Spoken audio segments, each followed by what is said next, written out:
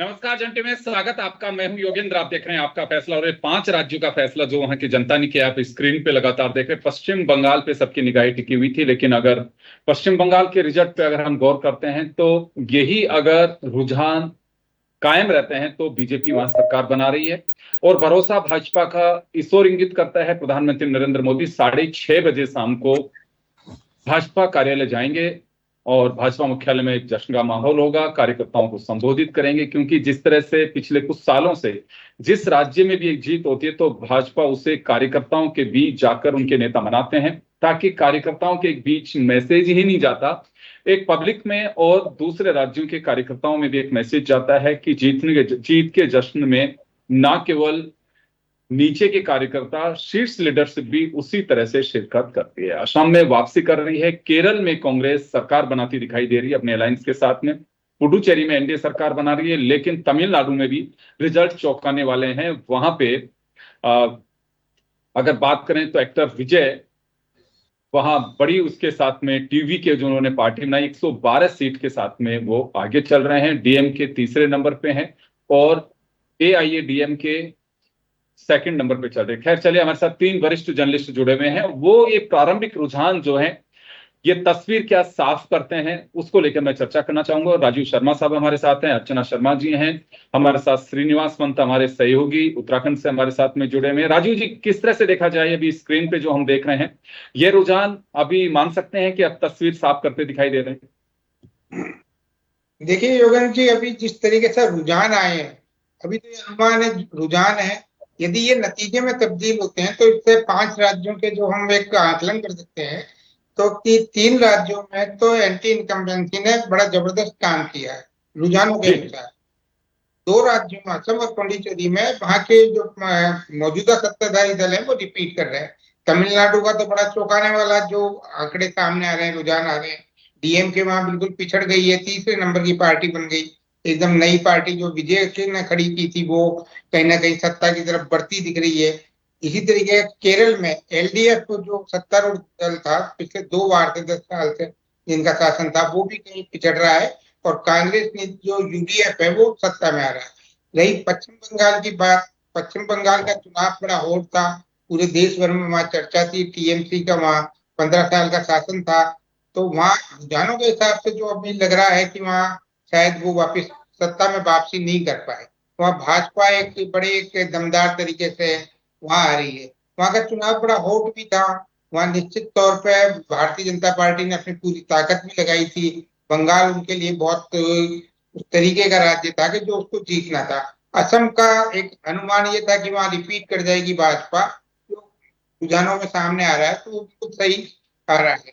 लेकिन जो तमिलनाडु और जो है पश्चिम बंगाल के जो नतीजे आएंगे रुझानों के हिसाब से, अभी हम जो चर्चा कर रहे हैं उसमें तो बड़ा चौंकाने वाला ही है। पश्चिम बंगाल में मतलब टीएमसी को तोड़ना भाजपा के लिए चुनौती थी। वो पिछले 3 बार से लगातार अपना ग्राफ भी बढ़ाते जा रहे थे। यदि हम देखें उनके पिछले 3 चुनावों के भाजपा का, तो निश्चित तौर पर वो धीरे धीरे आगे बढ़ते रहे और इस चुनाव में वो सत्ता के करीब भी पहुंच रहे हैं, ऐसा जो लग रहा है। तो सत्ता यदि हासिल कर लेती भाजपा के लिए एक बहुत मतलब डिपेंडेंसी जो उत्तर भारत के राज्यों में थी आने वाले समय में, मतलब जहां उत्तर भारत से उसको बहुमत मिलता था वो केंद्र में सत्तारूढ़ होती थी। लेकिन अब कालांतर में आने वाले समय में हमको ऐसा लगेगा कि पश्चिम बंगाल भी उसके पास एक महत्वपूर्ण राज्य होगा। वहां से जो लोकसभा की सीटें हैं वहां से वो ज्यादा लेगी, तो उसका एक डिपेंडेंसी जो उत्तर भारत पे थी वो कहीं ना कहीं दक्षिण भारत, ये पश्चिम बंगाल पूरी कर पाएगा। ये एक बहुत बड़ी उपलब्धि उस रूप में देखा जाना चाहिए कि जब भाजपा ने जीता। लेकिन इसमें कई फ्री बीज जो सिस्टम भी थे, जो मौजूदा सरकारें थी, पश्चिम बंगाल भी महिलाओं को 1,500 रुपये महीना दे रही थी, वो भी काम नहीं कर पाया भाजपा ने। लेकिन जो तमिलनाडु है वहां का आप देखिए कि जो सत्ता की तरफ बढ़ रही है पार्टी, जो सबसे बड़ी पार्टी के रूप में उभर रही है, उसने वहां 6 ग्राम या 7 ग्राम को सोना देने का भी वादा किया है। अब वो कैसे पूरा होगा, ये ठीक है कि आने वाले समय में वहां ये चीजें आएंगी सामने। लेकिन निश्चित तौर पर जो शुरुआती रुझानों के हिसाब से हम कह सकते हैं कि निश्चित तौर पर 3 राज्यों में तो एंटी इनकम्बेंसी ने बड़ा जबरदस्त काम किया है। और 2 राज्यों में की सरकारों की अपनी लोकप्रियता वापिस बनी रही, उन सत्ताधारी दलों को वापिस मौका जनता ने दिया है। जी योगेश। बिल्कुल आप सही कह रहे हैं। 3 जगह की अगर बात करें तो 3 सरकारें सत्ता से बाहर हो रही हैं। 2 जगह वापसी हो रही है, असम और पुडुचेरी में बीजेपी और एनडीए की सरकार बन रही है। केरल में कांग्रेस की सरकार बनती दिखाई दे रही है। तमिलनाडु में भाजपा पहली बार सरकार बनाती दिखाई दे रही है। और इसी तरह से तमिलनाडु में भी टीवी के पहली बार चुनाव में भाग्य आजमाई, लेकिन सबसे अभी सरकार बनाने की मैं नहीं कह सकता, लेकिन हाँ लार्जेस्ट पार्टी के रूप में निकल करके आ रही है। काफी गैप है। तो चले मैं अर्चना जी का रुख करना चाहूंगा। अर्चना जी, क्या लगता है आपको कि 3 राज्यों के अंदर एंटी इनकम्बेंसी रही या फिर अच्छा चुनाव प्रबंधन रहा? किस तरह से देखा जाए इसे? सर देखिए, जो 5 राज्यों के हैं इलेक्शन, लेकिन इसमें मेन जो था, एक तो वेस्ट बंगाल सबका एक सबसे जो कहते हैं सबका ध्यान उस तरफ था, बिकॉज पिछले 10 से 15 साल से ये कोशिश चल रही थी, 10 साल मुझे बोलना चाहिए, कि किस तरह से बीजेपी की वहां पर एंट्री हो। काफी यानी पिछले 2 इलेक्शंस में तो हमने देखा है कि काफी प्रयासरत थे, लेकिन इस इलेक्शन में दिख गया था कि कहीं ना कहीं बीजेपी ने माहौल बना दिया है, क्योंकि जिस तरह से अमित शाह जी ने वहां पर कैंपेनिंग की और कैंपिंग भी की, कैंपेनिंग और कैंपिंग दोनों चीजें बोलूंगी, और प्रधानमंत्री का भी जिस तरह से जो बॉडी लैंग्वेज थी वो ये बता रही थी कि हाँ यहाँ सत्ता परिवर्तन होता दिख रहा है। फिर वहां पर जो इस तरह की बातचीत हुई, लोगों ने ये बताया कि ममता बनर्जी का जो एक फैक्टर सामने आ रहा है कि उन्होंने अपना सेकंड लीड जो था बहुत स्ट्रॉन्ग रेडी नहीं किया था, तो काफी उनकी पार्टी के सदस्य ने उनसे नाराज थे, बिकॉज उन्होंने वो जो चीजें उनकी पार्टी के लीडर्स को हैंड ओवर करनी चाहिए थी, उन्होंने वो कहीं ना कहीं अपने भतीजे को ऑफर कर दी थी। तो यहां से बोलते हैं कहीं ना कहीं वह इनफाइटिंग शुरू हो गई थी पार्टी में, और कुछ सीनियर लीडर्स ने बीजेपी के साथ कहीं ना कहीं साथ दिया है उनका। तो इस कारण एक तो ये यहाँ का जो चौंकाने वाले जो है नतीजे आते दिख रहे हैं, और दूसरा हम लोग बात करें तमिलनाडु में, तो तमिलनाडु में भी डेफिनेटली बहुत सरप्राइजिंग है कि एआईडीएमके और डीएमके सब पीछे रहकर, जो विजय ने नई पार्टी बनाई है टीवी के, वो आगे जा रही है। लेकिन अब आगे जो देखना होगा कि क्या बीजेपी का उनके साथ अलायंस होगा, ये एक अपने आप में काफी रोचक परिदृश्य बनता दिख रहा है, कि अगर ये अलायंस हो गया तो ये भी अपने आप में हिस्ट्री इन मेकिंग रहेगी, कि किस तरह से यानी बीजेपी का ये माना जाता है कि पहले वो अलायंस बनाकर उस स्टेट में आती है, और उसके बाद में थोड़ा एक 2-3 टेन्योर्स के बाद में वो फुल फ्लेज पार्टी बनकर आ जाती है। तो काफी टाइम से साउथ में भी इनकी एक एंट्री लेवल जो इनको बनाना था, एक प्रयासरत थे, तो इस तरह से हो सकता है कि साउथ में इनकी एंट्री हो। असम में जो है हेमंता एंड बीजेपी दोनों सिनोनिमस हो चुके हैं, वो इस बार फिर से दिखेगा। केरल में इनफैक्ट बोल सकते हैं कि कांग्रेस के लिए काफी एक अच्छा, उनके लिए एक मोटिवेशनल वो रहेगा ग्राउंड, कि कांग्रेस वहां पर ब्रेक थ्रू कर रही है। पुडुचेरी में बीजेपी का ठीक है, वो हम लोग जान रहे थे कि आना है। तो बेसिकली जो मैं बोलती हूँ, जो टर्न अराउंड फैक्टर है वो वेस्ट बंगाल और तमिलनाडु में दिख रहा है। जी बिल्कुल आप सही कह रहे हैं, क्योंकि जिस तरह की स्थितियां दिखाई दे रही, कांग्रेस के लिए भी अगर एक बात करें तो कहने को केरल में सरकार में आने से उनके राज्यों में जो एक संख्या में इजाफा होगा। चलिए श्रीनिवास हमारे साथ में जुड़े हुए हैं। श्रीनिवास, आपके पास में आना चाहूंगा मैं। आप किस तरह से देखते हैं इन नतीजों को? बिल्कुल योगेंद्र जी, उत्तराखंड के लिहाज से भी मैं इसमें बात जरूर करूंगा। क्यों, आपने देखा होगा कि उत्तराखंड के मुख्यमंत्री पुष्कर सिंह धामी तकरीबन 12 दिन से ज्यादा उनके बंगाल के दौरे थे। यानी तमाम राज्यों के दौरे होते हैं, लेकिन बंगाल के दौरे स्पेशली अगर आप देखेंगे, पश्चिम बंगाल के कई सारे ऐसे इलाके थे जहां पर उनको फायर ब्रांड नेता के तौर पर पेश किया गया, और उन्होंने उत्तराखंड के यूसीसी कानून को जी हर प्लेटफॉर्म से, हर मंचों से बताने का प्रयास किया है। पश्चिम बंगाल की जो स्क्रिप्ट है वो एक दिन में तैयार नहीं होगी। अगर देखेंगे आप, केंद्रीय गृह मंत्री की बात कर ले या फिर तत्कालीन राष्ट्रीय अध्यक्ष के तौर पर 2014 में जब कमान संभाली अमित शाह ने, उसके बाद से ही पश्चिम बंगाल का खाका खींचना तैयार हो गया था। और 3 सीटों से लेकर के फिर 2016 में आपने देखा होगा किस प्रकार का चुनाव रहा। 3 सीटें लेकर के कैसे भारतीय जनता पार्टी ने वहां पर घुसने का प्रयास किया, अपने संगठन को बनाया, जो दूसरे दलों के नेता थे उनको तोड़ करके एक संगठन बनाने का प्रयास किया। क्योंकि बीजेपी को मालूम है कि अगर कहीं किसी स्ट्रेटेजी के साथ आपको जाना है तो सबसे पहले बूथ लेवल पर आपका कार्यकर्ता होना चाहिए। झंडा दरी बिछाने वाला कार्यकर्ता के साथ साथ आपको प्लानिंग करने वाले लोग चाहिए, और वो लोग दूसरे दलों, जहां पर किसी पार्टी की एंट्री नहीं होती है तो बीजेपी वहां पर बखूबी समझती है कि एंट्री कराने के लिए कि दूसरे लोगों को अपने में जोड़ करके उनका अनुभव भी लिया जाएगा और साथ ही साथ टास्क भी दिया जाएगा और टारगेट भी किया जाएगा। यही भारतीय जनता पार्टी ने किया था। और देखिए, ये राजनीतिक दलों को सीखने की आवश्यकता है। जिस तरीके से आज 2014 से लेकर के 2026 में जाकर के भारतीय जनता पार्टी, भले ही शुरुआती रुझान की हम बात कर रहे हो, लेकिन पूर्ण बहुमत की ओर जाती हुई दिखाई दे रही है। ये अपने आप में ये बताता है है कि भारतीय जनता पार्टी ने कभी भी चुनाव किसी रूप में किसी मौसम में छोड़ा ही नहीं है। कंटिन्यूअसली लगातार पिछले 12 से 15 साल से पार्टी लगातार काम कर रही है। और सबसे बड़ा एक एग्जांपल मैं आपको और देना चाहूंगा, पश्चिम बंगाल में भारतीय जनता पार्टी, क्योंकि मैं उत्तराखंड से ताल्लुक रखता हूं, तो उत्तराखंड बीजेपी के यानी जो वार्ड मेंबर के लेवल के नेता होते हैं की ड्यूटियां की पश्चिम बंगाल में लगाई गई थी। और सिर्फ ड्यूटियों का मतलब बूथ मैनेजमेंट पर ही काम नहीं होता है, उन बूथ मैनेजमेंट के कैटरिंग का काम कौन देखेगा? भारतीय जनता पार्टी इतने ग्राउंड पर जाकर के होमवर्क किया। मेरे बहुत सारे परिचित ऐसे बीजेपी में जो नेता है, जिन जब वो बंगाल जा रहे थे तो उनसे मुखातिब होने का मौका मिला था, तो उन्होंने कहा हमें दिया गया, हमारी ड्यूटियां लगाई गई है कि जो हमारे पर्यवेक्षक आएंगे उनके खान पान की व्यवस्था कौन रखेगा, उनके रहने की व्यवस्था कौन होगी, हमारी गाड़ियों को मेंटेन कौन करेगा। यानी इन छोटी छोटी बातों पर फोकस किया गया था। कहां रह गया उत्तराखंड, कहां रह गया पश्चिम बंगाल? यानी देश के तमाम राज्यों से भारतीय जनता पार्टी अपने कार्यकर्ताओं की फौज को लेकर के पूरी प्लानिंग के साथ चुनाव लड़ने जाती है। और ये नतीजा 15 साल का नतीजा है, आज जाकर के ये हुआ। अब आज करते हैं तमिलनाडु की। तमिलनाडु में देखिए, टीवी के बड़े पर्दे पर हर किसी ने भ्रष्टाचार के खिलाफ आवाज उठाना, एक ईमानदार पुलिस ऑफिसर की भूमिका निभाना, वही विजय थलपति आज युवाओं की पहली पसंद बने और महिलाओं की पहली पसंद बने हैं। महिलाओं के लिए यह चर्चा जरूर कही जा सकती है कि जो 7 से 8 ग्राम सोने की बात है, वो जरूर साउथ में अगर आप देखेंगे तो जो ज्वेलरी का शौक है वो पूरे उत्तर भारत से ज्यादा है। तो इसका एक इंपैक्ट हो सकता है, ये बाद में धीरे धीरे इसका सामने आएगा कि क्या इसका इंपैक्ट हुआ, नहीं। लेकिन यूथ का इंपैक्ट है। यूथ ने एआईडीएमके और डीएमके को कहीं ना कहीं सिरे से नकार दिया है और एक नई विचारधारा को, नए फोरम को कहीं ना कहीं एक स्वीकार करने का काम किया है। उनको लगता है कि शायद जो पर्दे पर दिखने वाला आदमी, उसकी विचारधारा अगर वो ग्राउंड में उतरती है तो क्यों ना उसको एक मौका दिया जाए, उसका एक कारवा बना दिया जाए। उसी कारवे के कारण है कि आज कहीं ना कहीं टीवी के इतनी बड़ी पार्टी बनकर के उभर रही है। बिल्कुल आप सही कह रहे हैं, क्योंकि एक भरोसे की ही बात है और भरोसा किया गया है। देखिए, एक आरोप प्रत्यारोप एक अलग बात है, लेकिन हमें देखना होगा कि हम जयपुर में इस वक्त बैठे हुए हैं। जयपुर में ऐसी कोई कॉलोनी नहीं है जिसमें बंगाली बाइयां काम नहीं करती होती हो। हर कॉलोनी, हर गली के अंदर। लेकिन पिछले 15 दिन से एक भी यहाँ पे बाई गार्ड जो बंगाली हैं सब लोग चले गए थे। मैं राजीव जी आपके पास में आना चाहूंगा। तो बीजेपी का एक मैकेनिज्म भी था, आरोप प्रत्यारोप एक अलग बात है। कुछ लोग कहते हैं साम दाम दंड भेद, किसी भी हद तक बीजेपी ने पूरा बंगाल इस बार कब्जे में लेने की पूरी कोशिश की। खैर, मैं तो उसी ओर ध्यान इंगित करना चाहूंगा कि केंद्रीय पर्यवेक्षकों की बात हो या फिर एसआईआर के माध्यम से 91 लाख लोगों के नाम बाहर निकालने की बात हो, अदालती कार्रवाइयां चली हों, लेकिन सबसे बड़ी बात है कि एक एक मतदाता के पास में भाजपा और आरएसएस के कार्यकर्ता जिस तरह से पहुंचे, वो देश के किसी भी कोने में रहे हों। दिल्ली से आप देख लीजिए, नोएडा, दिल्ली, गुड़गांव, कहीं पे भी बाइयां नहीं थी। जयपुर की बात कर लीजिए, तो ये भी उस मैनेजमेंट का एक हिस्सा है।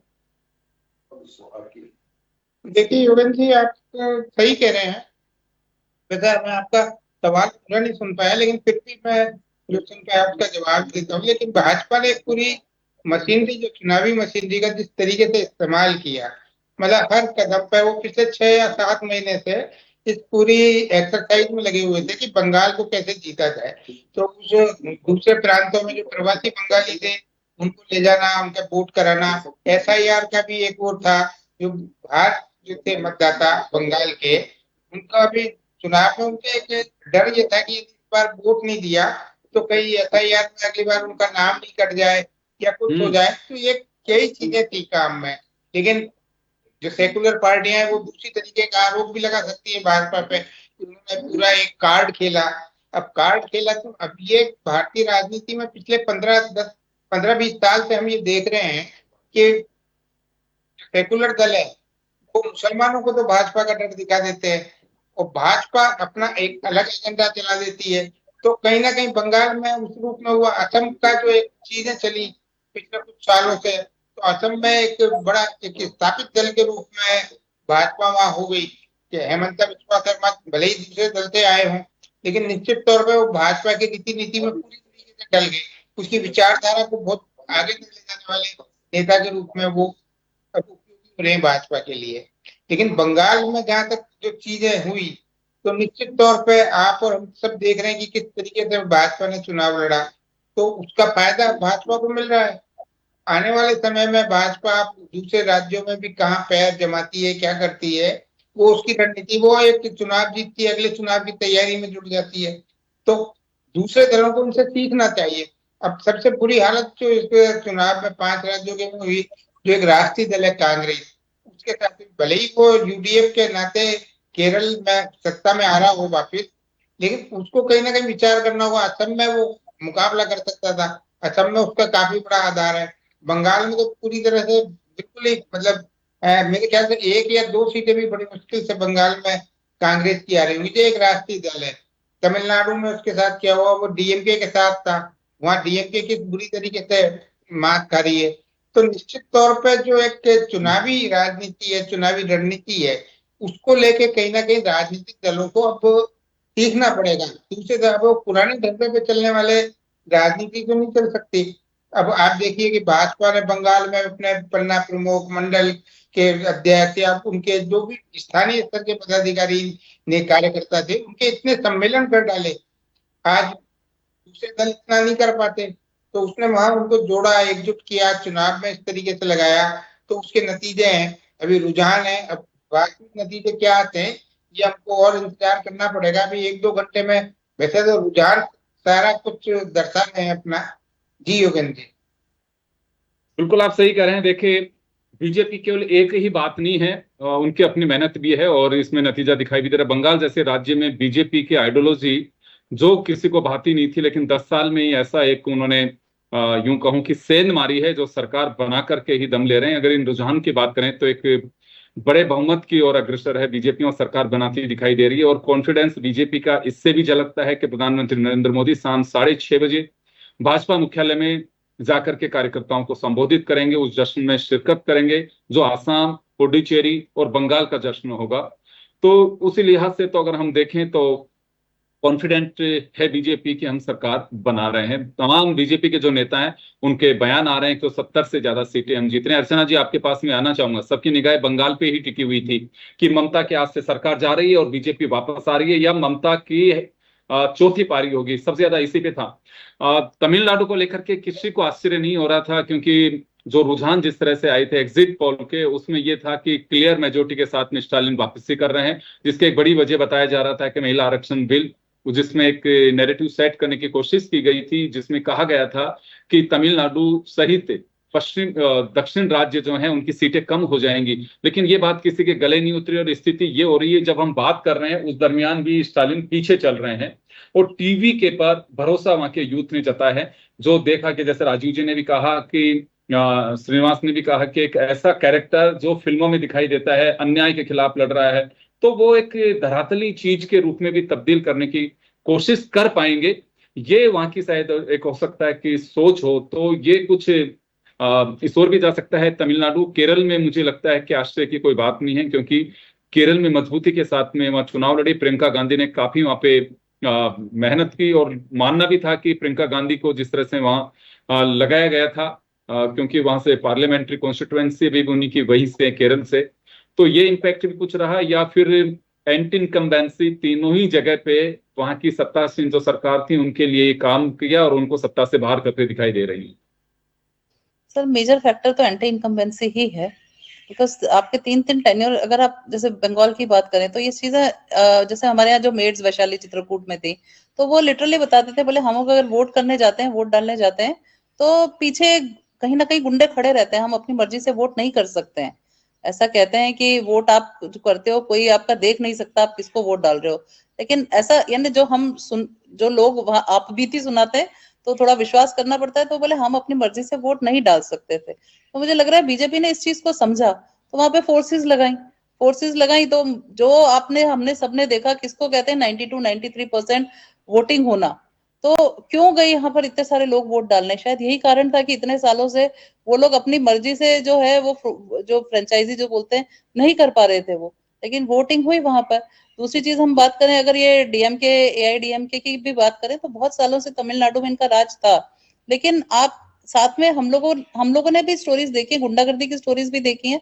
और जो दूसरी चीज मुझे लगता है जो मायने रखा है कि इसके विजय के अगेंस्ट भी बहुत सारे जो अटैक्स जिस तरह से हुए पॉलिटिकल और नैरेटिव्स के साथ सेट करने का, मुझे लगता है कि जनता आजकल चीजें बहुत उससे मॉनिटर करके देखती है, क्योंकि बीच में सोशल मीडिया आ गया है जो हर चीज को टाइम टू टाइम अपडेट करता रहता है। तो लोगों का एक साइकोलॉजी जो है ना वो अपने आप बनता जाता है। एक तो फिल्मों का कैरेक्टर, फिल्मों में वो ऑलरेडी हीरो है, लेकिन जब आप उनके ऊपर रियल लाइफ में भी अटैक करोगे तो वो तो और बड़े हीरो बनकर आ रहे हैं ना सामने।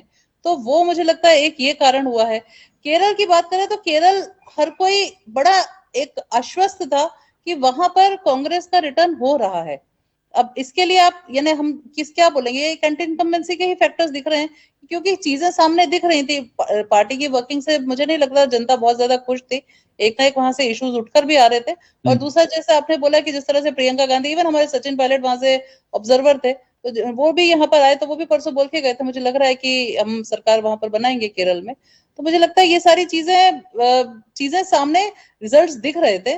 लेकिन ये है कि जो ये एग्जिट पोल्स है कभी कभी ये भ्रमित कर देते हैं कहीं कहीं पर, तो सामने माइंड भी इसलिए कंफ्यूज हो जाता है। अदरवाइज चीजें मुझे लग रहा है सारी सबको स्थिति स्पष्ट थी। देखिए, अगर हम यूं बात करें एग्जिट पोल की, बस एक तमिलनाडु में एग्जिट पोल गच्चा खा गए हैं, बाकी जगह तो सब जगह जो स्थितियां आ रही थी वही थी। बिल्कुल, हाँ, वहां पे क्योंकि स्टालिन की लगातार सभी, कोई एग्जिट पोल ऐसा नहीं था जो तमिलनाडु में स्टालिन को सरकार नहीं बनाता दिखाई दे रहा, विजय को पीछे धकेल रहे थे, वो तीसरे नंबर पे जाते दिखाई दे रहे, लेकिन वोटों पर है फिलहाल। लेकिन तमिलनाडु के रुझान की एक बड़ी बात यह है कि वहां सरकार के लिए किसी को भी क्लियर मेजोरिटी नहीं मिली है। अलायंस में सभी को, जो भी सरकार बनाएगा उसको जाना होगा, या तो विजय और डीएमके जाएंगे या फिर एआईडीएमके और विजय जाएंगे। डीएमके और एआईडीएमके तो मुझे नहीं लगता कि मिलकर के सरकार बनाएंगे, क्योंकि अदर्स की भी बात करें तो उनके मिलने से भी किसी की सरकार पूरी बनती दिखाई नहीं दे रही है। चलिए श्रीनिवास, समय कम है, मैं 2 मिनट में आपसे जानना चाहूंगा कि एंटी इनकम्बेंसी के साथ साथ ये जो फैक्टर है केरल से, एक आइडियोलॉजी के लिए अगर हम देखें वामपंथियों की, तो बस एक केरल में उनकी सरकार थी, वो भी जा रही है, तो वामपंथियों का जो सत्ता का सूरज था, तो ये पूरी तरह से ये कह सकते हैं डूबता दिखाई दे रहा है अभी। बिल्कुल योगेंद्र जी, देखिए जिस तरीके से वामपंथियों के हाथ से एक के बाद एक राज्य छिड़ते चले गए, आपने देखा होगा पश्चिम बंगाल सबसे बड़ा एक गढ़ हुआ करता था, उसके बाद वो चीजें सारी धीरे धीरे खत्म होती चली गई और आगे बढ़ चली, एक संगठन ने उसको टेक ओवर कर लिया। आप अगर दूसरे राज्यों की भी बात करें, पश्चिम बंगाल के साथ तमिलनाडु की अगर बात कर रहे हैं, तो वहां पे भी आप देखेंगे किस प्रकार से लोगों ने अपनी सोच बदली है। आज जैसा कि मैडम ने कहा है कि लोग आज बहुत ज्यादा जागरूक है, सोशल मीडिया उनके पास है, पल पल की अपडेट आ जाती है। पहले क्या होता था कि कोई एक लहर बना जाती थी या फिर एक हवा बन जाता था किसी के खिलाफ कोई आरोप लगाने से, और केवल मामला वहीं खत्म हो जाता था। पब्लिक को लगता था कि शायद यही जो परसेप्शन बना हुआ है यही सच है, लेकिन आज ऐसा नहीं है। आज तस्वीरें परत दर परत बदलती चली जा रही है। अगर आप पश्चिम बंगाल में देखेंगे, एसआईआर का भी उतना ही बड़ा रोल है जितना रोल भारतीय जनता पार्टी का उस वोटर को घरों से बाहर ला करके इस बार वोट कराने का है। आपको यह भी मैं बताना चाहूंगा कि जिस तरीके से भारतीय जनता पार्टी ने एक कोर टीम गठित की थी, उस कोर टीम के 2 काम थे। पहला काम यह था, भारतीय जनता पार्टी के जो पुराने नेता है उनके बीच में जो राग द्वेष है, जो आपस में बनती नहीं है, मंच साझा नहीं करते, उनको एक प्लेटफॉर्म पर लाना था। दूसरा, उन लोगों को घरों से बाहर लाना था जो सोचते थे कि छोड़ो वोट तो बाकी तो दे ही रहे, हम आज वीकेंड पे जाते हैं, छुट्टी मना के आते हैं, उनको भी कहीं ना कहीं बाहर लेकर के आना। और जो वोट शेयर था, भारतीय जनता पार्टी का टारगेट यही था। टारगेट ये था कि पिछले चुनाव के मुकाबले केवल 5% से 7% वोट शेयर अगर भारतीय जनता पार्टी बढ़ाने में कामयाब हो जाएगी तो वो प्रचंड बहुमत की सरकार बना सकती है। ये एक रणनीतिक हिस्सा भारतीय जनता पार्टी का था। और एसआईआर में आपने देखा होगा कि किस प्रकार से 90 लाख से भी ज्यादा लोग बाहर हो गए, चाहे वो कुछ फर्जी निकले, कुछ उसमें वोटर नहीं थे, कुछ की डेथ हो चुकी थी, कुछ नए वोटर जो थे, जो नए होने के बावजूद भी पहली मर्तबा वोट नहीं करते थे, उनको भी भारतीय जनता पार्टी लाने में कामयाब रही है। हालांकि आरोप और प्रत्यारोप का दौर चलता रहेगा, ये भी सामने आ जाएगा कुछ देर के बाद, जैसे ममता बनर्जी का वो बयान भी आएगा कि बिजली की कटौतियां लगातार शुरू कर दी गई है, स्ट्रांग रूम में क्या कुछ चल रहा है ये सामने नहीं आ रहा है, तो ये सारी बातें होंगी। लेकिन सच्चाई यही है कि जिस तरीके का चुनाव लड़ा गया है उसमें जनता ने मैंडेट दिया है। अभी तक के रुझानों के मुताबिक अगर बात करें तो जनता ही सिरोधार्य करती है, सत्ता जिसको जब गिराना चाहे तो गिरा देती है, जब बिठाना चाहे बिठा देती है। बिल्कुल आप सही कह रहे हैं, क्योंकि ये जनता का ही फैसला है और ये फैसला जनता जिसको चाहती है उसको देती है, और कहा भी जाता है कि सरकार उसी की बनती है जिसको जनता चाहती है। खैर, अपने प्रारंभिक रुझान देखें और जब हम वापस लौटेंगे तो मुझे लगता है कि तस्वीर काफी कुछ साफ रहेगी। लेकिन तस्वीर रुझानों के लिहाज से देखें तो एक प्रचंड बहुमत के साथ में सत्ता की कुर्सी की ओर बढ़ रही है बंगाल में बीजेपी, क्योंकि सबकी निगाहें बंगाल में ही टिकी हुई थी। जिससे बात करो तो वो बंगाल के को लेकर के जरूर चर्चा करते थे कि बंगाल में क्या पोजीशन रहेगी। तो चले, आप सभी का बहुत बहुत शुक्रिया और फिलहाल इतना ही, दीजिए इजाजत, नमस्कार।